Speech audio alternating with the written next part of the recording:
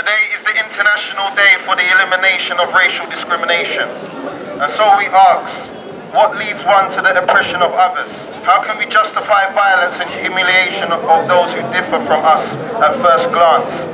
In the case of racial discrimination, many are simply context with skin color as a pretext, as if the color was a measure of who deserves respect and who does not. Despite all the prejudice, how shallow and cruel would it seem to us to skin a human of any color? Yet this thing happens and frightens us, so is the one we do quite legally and only on a whim to those who cannot defend themselves, to those who have eyes filled with pain, sadness and a plea for mercy.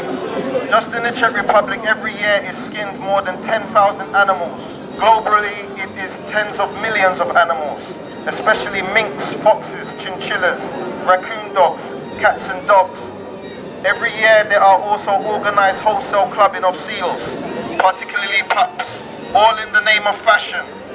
Those wearing of the classic fur coat declines, collars and other accessories made from fur are still in. Often the fur is also dyed in various colors, thus seemingly suppressing the connection with the animal from its originates. However, behind each fur trim, pom-pom or any fashionable piece of fur lies the pain, suffering and cruel death of a defenseless animal. And what is the real price for fur fashions? Animals on fur farms are kept in small and totally unsatisfactory cages, where they are completely deprived of their basic needs. These cages are wired without litter, and so animals do not have a solid floor mat underfoot. Animals in this small, shocking space are so stressed out, they are subject to mental disorders.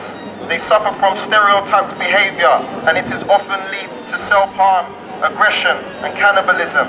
The miserable life of fur animals is that ended with more than a brutal death when they have electrodes inserted into their rectum and mouth, or in some smaller cases they are killed with gas.